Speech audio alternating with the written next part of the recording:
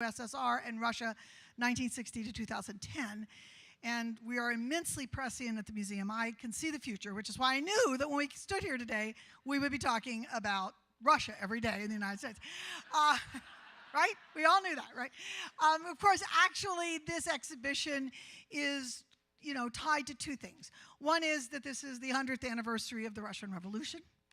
And the second is that we know an extraordinary collector who lives right here in Columbus, Ohio, Neil Rector.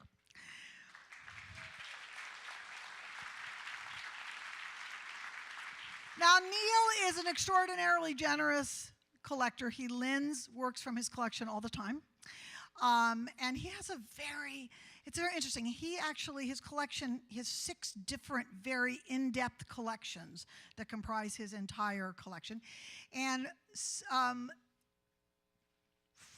four of those 6 are acknowledged worldwide as being the most comprehensive type of those collections possible in the world.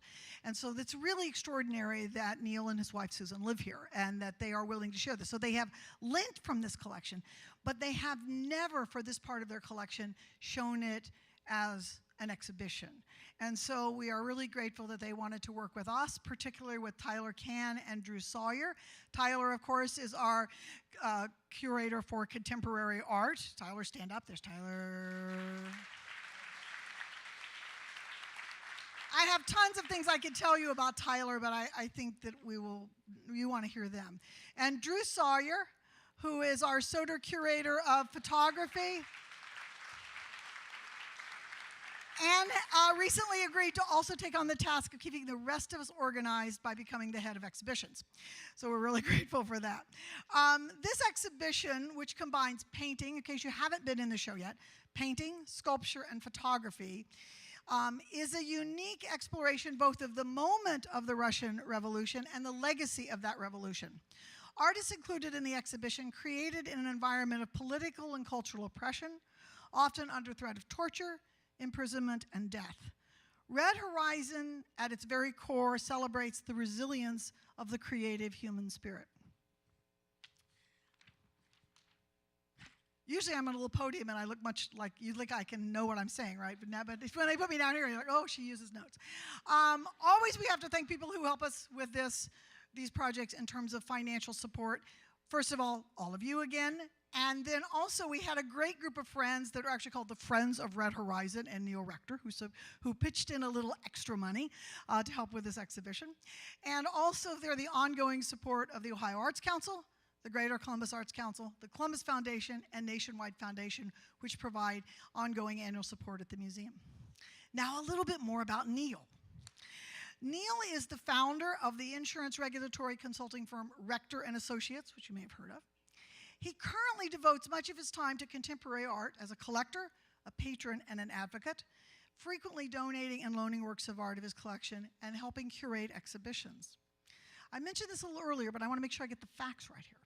As a collector, Neil has built 6 in-depth collections, 4 of which are considered to be the most comprehensive of their kind worldwide. These include the post-war Soviet Russian art and the post-war Soviet Russian photography from which this exhibition is primarily drawn. But he also has a noted collection of post-1960 hard-edged geometric abstraction. Two seconds, I'm really slow. Locally, Neil is part of our Contemporaries group. We have a Contemporaries support group that is very engaged in our entire contemporary program, and he is currently the president of our group. And one of the great things that Contemporaries do every year is the curators, Neil and Tyler, Tyler and Drew. We could make Neil a curator, but it's Tyler and Drew. Tyler and Drew present works of art that they think are interesting for the museum to acquire, and the group actually votes, and part of their dues goes to acquire a great work of art every year for the collection. So that's something the Contemporaries love doing. Also inside Columbus, I want you to know that Neil is a docent at the Wexner Center up at the university. Now, in the broader world, Neil is a founding member of the Russia and Eastern European Acquisitions Committee at the Tate Modern in London, and he has previously served as on the board of the Hermitage Museum Foundation in New York and St. Petersburg. He and his wife, Susan, have lived here for 35 years. 5 minutes longer than I've been director. No, wait, than I've been at the museum. I've only been director for 14 years, but 35 years. I've been here that long. So I came, and then Neil and Susan came. Without Neil and Susan's partnership in this, we could never have produced this wonderful exhibition to share with all of you. So now, Neil, as the collector, Drew and Tyler are going to come up here and have a great conversation that you all get to listen to. Thank you again.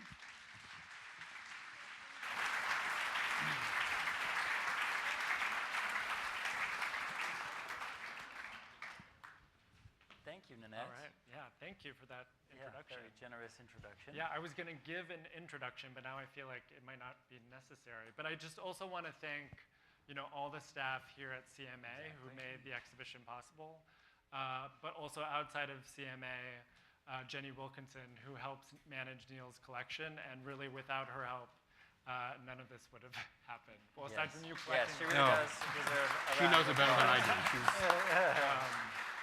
I also just want to thank Ry Wharton. I don't know if he's here, but he was the designer of the catalog, which I think is really great and available in the gift shop. Exactly. Yes, on sale. So I'm just going to, I reiterate everything that Drew just said, along with our heartfelt appreciation for the opportunity to do this show. But I'll skip right to my first question, which is the first question that people ask me when I explain to them this show. How did he start to collect Russian art? So Neil Rector is not recognizable as a Russian name. You don't have particular, roots in this area of the world. So yeah, so why this work? I do get that question a lot, and I should have a better answer for it than I do. Hopefully you won't get it again tonight, because we'll have answered it. I first started collecting art probably about 30 years ago. And as Nanette mentioned, I collect very much in depth because I decided really from the very beginning that I didn't want to collect primarily to decorate my house. It was something more of an idea of trying to identify artistic visions or movements that I felt deserved to be put forth to future generations, and where I might be able to make a difference in helping make that happen. So the very first collection was that post-war geometric abstraction collection. So I was well into developing that one, but the roots of that collection historically really go back to the early 20th century Russian avant-garde, Russian suprematism and constructivism. So I was curious about, that rootstock kind of led through this way up to that post-war world. That same rootstock, I was curious about what it led to within Russia and its native soil. So I started reading about what was happening there. Also,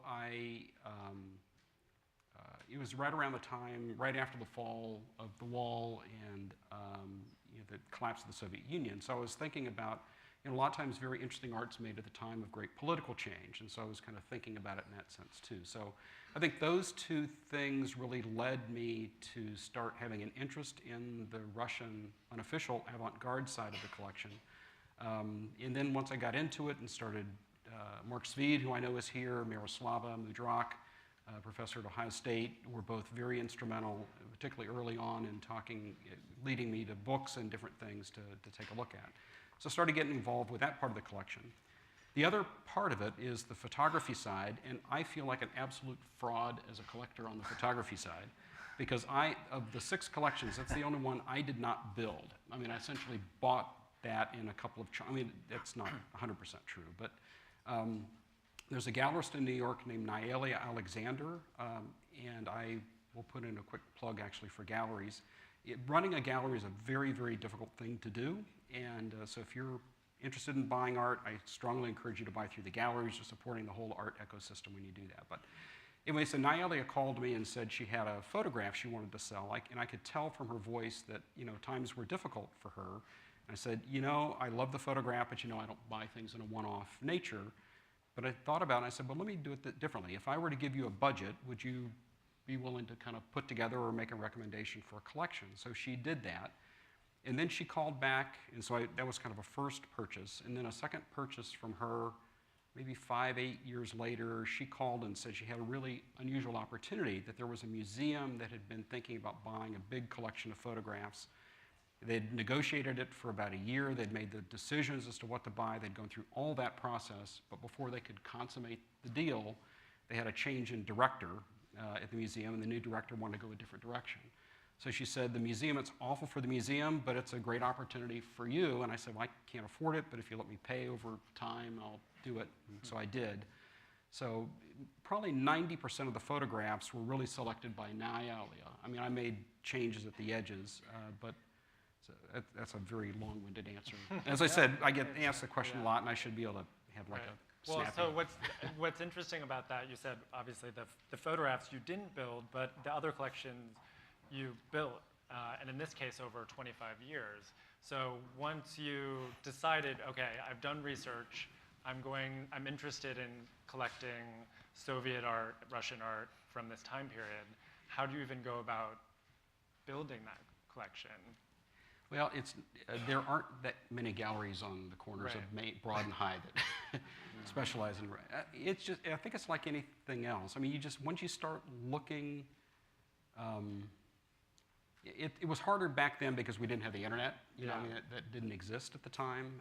So I mean, you're searching through the back issues of Art News magazine. You're just doing things to try to find out. But I mean, it's a pretty small world of people who are interested in that material, and particularly for someone who's not Russian. I mean, I became known pretty quickly as, you know, who's the oddball American who's interested in this work, and they couldn't believe, it's like, well, you must have at least a great-grandfather, three times removed, who's, you know, and it's like, no, at least as far as I know. But ultimately, I mean, I bought a lot of it from galleries.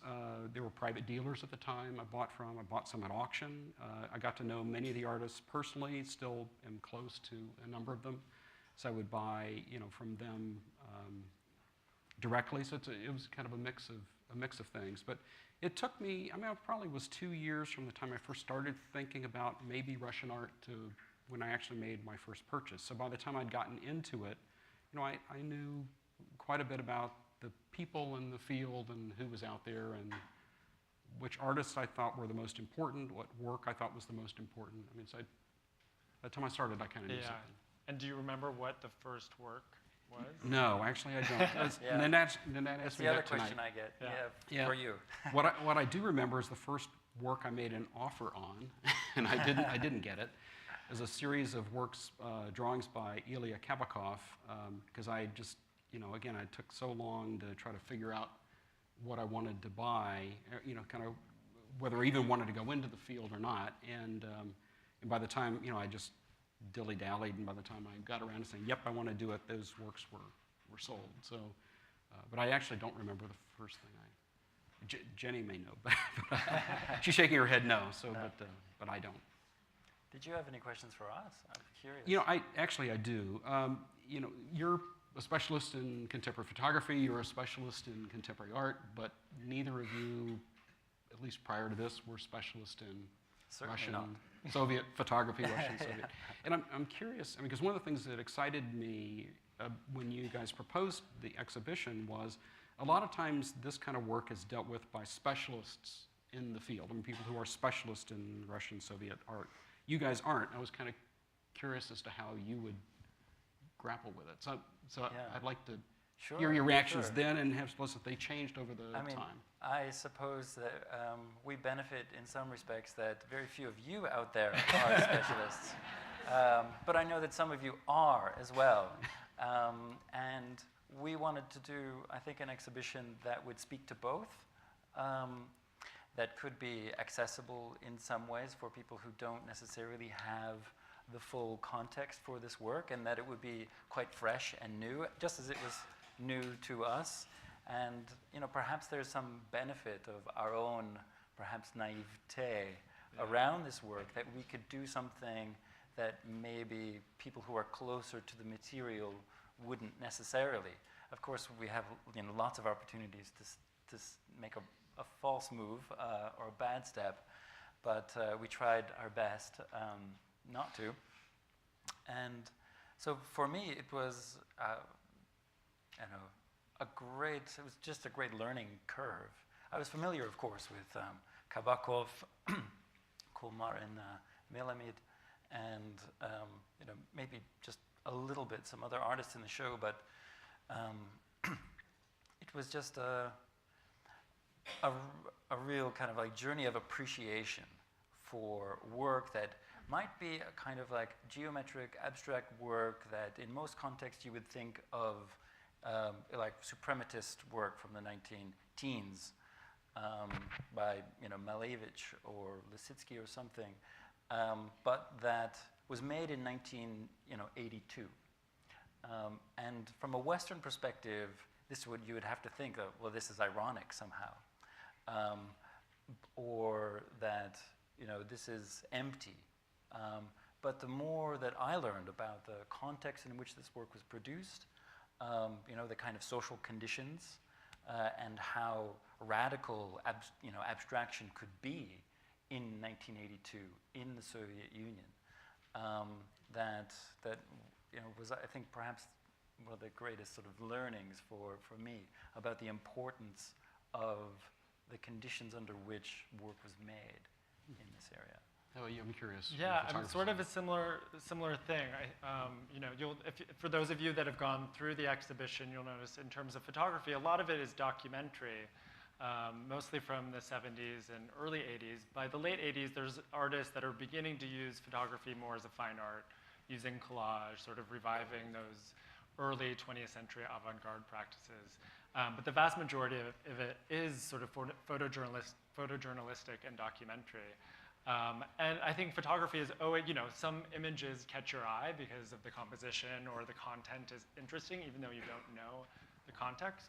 But for a lot of it, you know, I didn't know, you know, this traditional dress, or I didn't know, you know, certain symbols, what they represented. So it was sort of, again, the steep learning curve to go back and read material, look at other material, and begin to understand that context, but also just understand that, you know, for example, there's photographs by Boris Smelov in the exhibition, and he was an amateur photographer beginning in the late 1960s.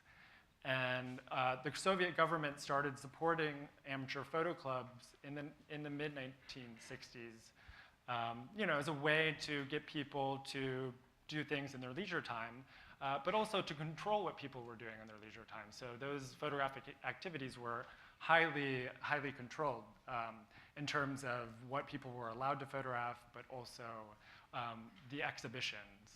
And so Boris Smelov's, one of his first exhibitions in the 70s, ended up being censored by the Soviet government, and he never exhibited again in the USSR until after the fall in 1991, and then he passed away in 1998. And I think if you see his photographs in the show, you're sort of like, I mean, you're like, why would the government censor them? Why would these be censored? You know, they're just images of friends in apartments, or they're shots that he took from his window of the streets or other buildings. But I think you begin to realize that the sort of poetics that he was using in this sort of formal compositions led to ambiguities of meaning in a context which the government wanted to control all meaning. And that was subversive in a way, and I think that was something I had to learn. Again, what I find interesting about both those comments is that coming that kind of outsider's perspective, which, you know, the catalog, I think, which you've done with your selection of essays is really amazing, because there were 6 people who wrote in the catalog, the 2 of them plus 4 others, and the other 4 really are specialists in the area, and then the 2 of you as kind of, you know, non-specialists on the Russian side. But as a collector, I kind of match up more with your way of looking, because I almost, it's going to sound too simple, but I almost think of myself as trying to pretend as if I'm a museum curator from the year 2200, and I've been transported back to here and given a moderate budget, I mean, not unlimited, not like what a lot of art collectors have, but not zero, and said, you know, go find stuff for us that you think would look, you know, good in the museum in 2200 or 2300. And in thinking about that, if it can't translate, I don't speak Russian, I'm not Russian, I don't have the background. If it can't speak across that barrier, you know, in our time to me today, how is it possibly going to speak across that barrier in the year 2200 to 2300?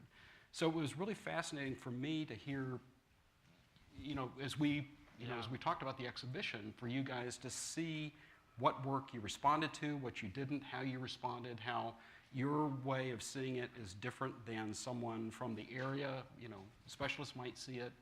I really found that fascinating. Yeah, I mean, it was an interesting process because I think, Tyler and I started thinking about the layout and the combination. You'll see there's 4 themes in the exhibition that correlate actually to the 4 outside essays, outside authors that wrote for the catalog.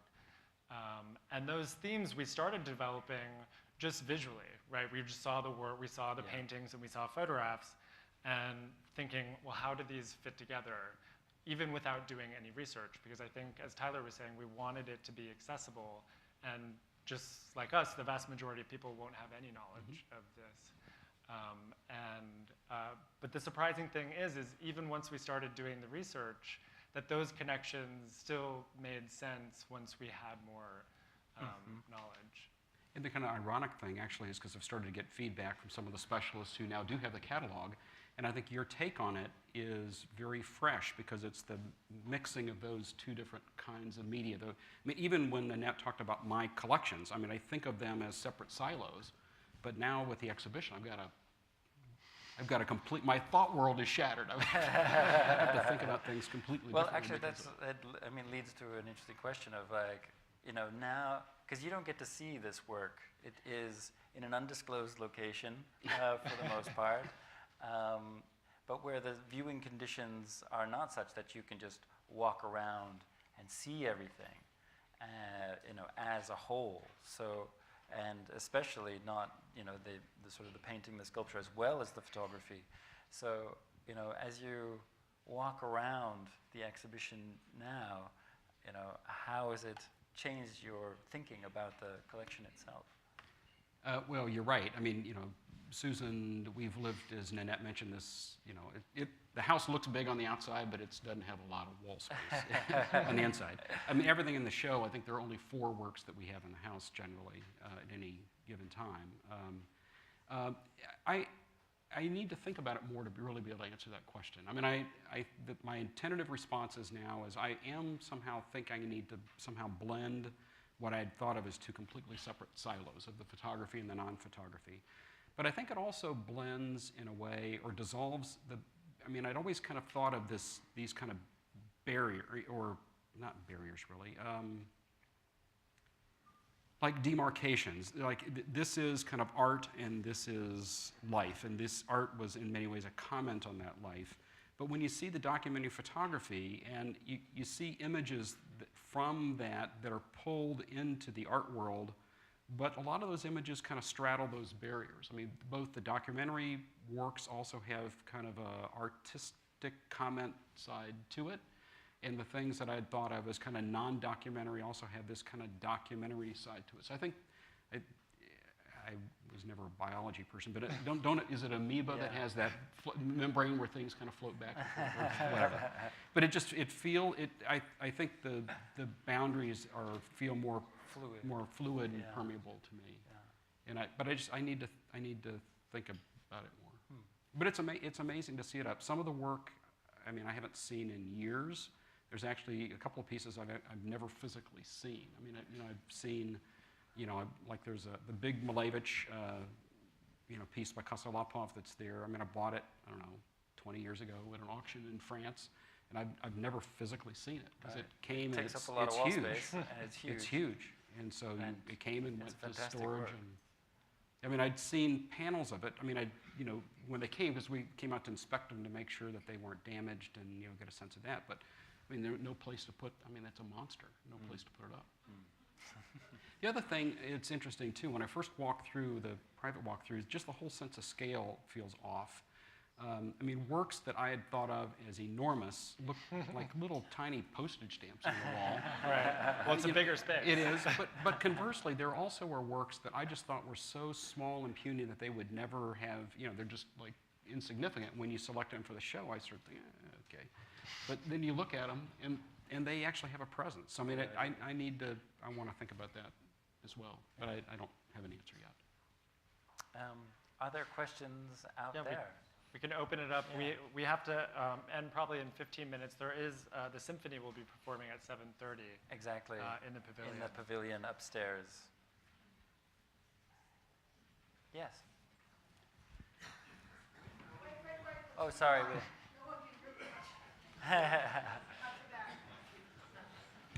The director will be Yes, you handing do it all. Yeah.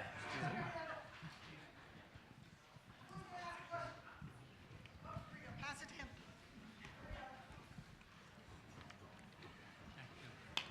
Well, okay. When were you in the Soviet Union? When were you in the Soviet Union? Well, you know, it's interesting. I've only been twice, and only to Moscow, and only well after I started collecting the material. So I think the first time was like in 2006. Oleg Vasilyev, who's a painter with a number of works in the show, and his son is here actually tonight. But he passed away in 2013. But he had a retrospective at the Tretyakov Gallery, which is the big museum there. And so I went over for that That's a retrospective. great gallery. I'm sorry? It's a great That's gallery. a great gallery, the Yes, Tretyakov. It Yeah. absolutely is. So I was there for that, and then I went back when I was on the Tate business a couple of years ago. Yeah.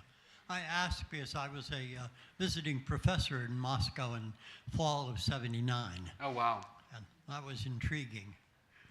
Yeah, I'm sure. It would be wonderful to hear your stories about that. And I'm sure the photographs particularly, you know, might be something that would, you might respond to.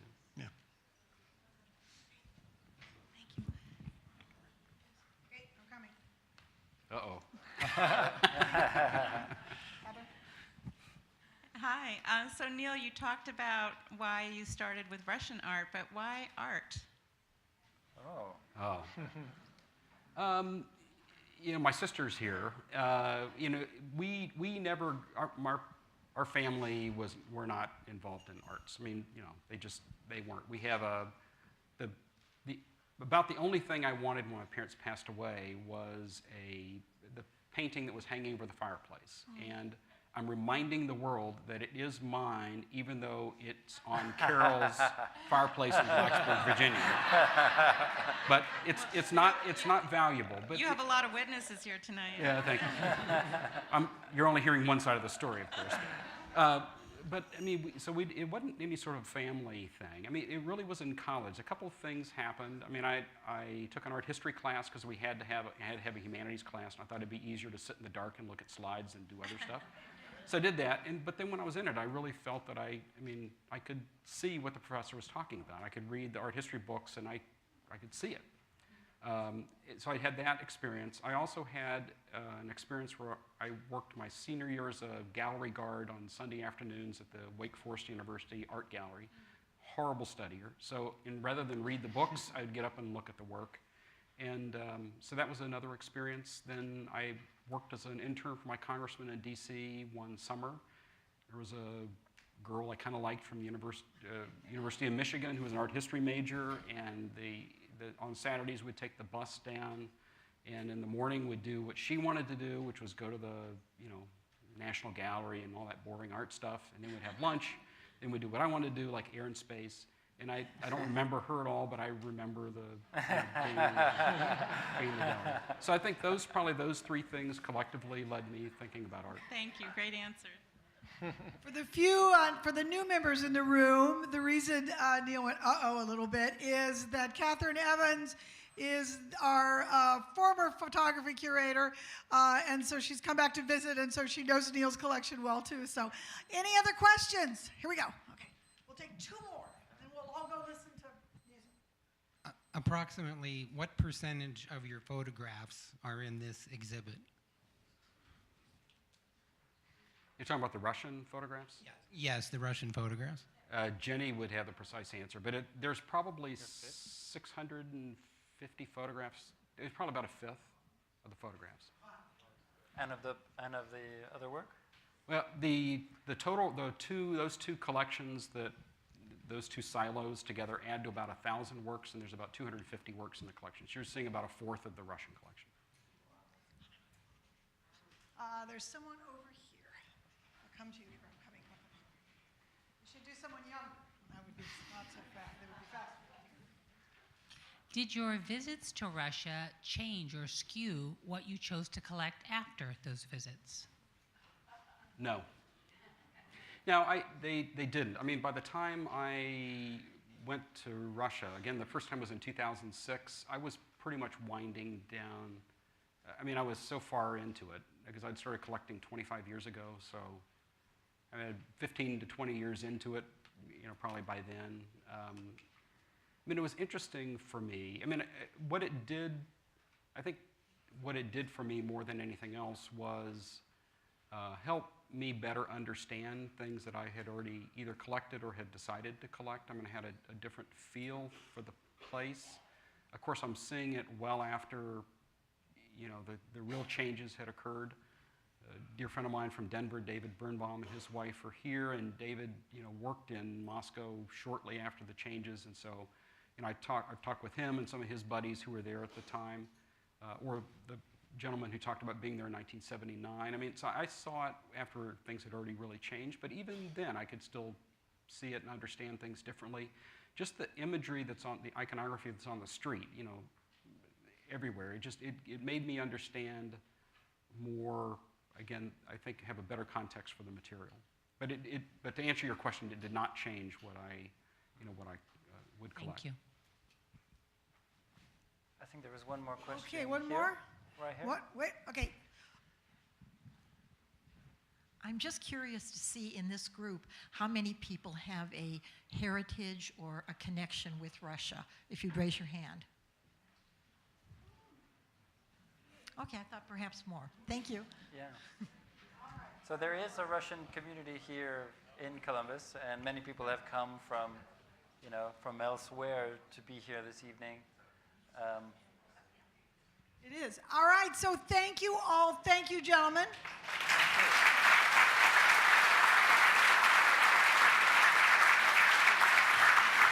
So, free choice now. You can linger here if you want to just sit around. You can go back to the show.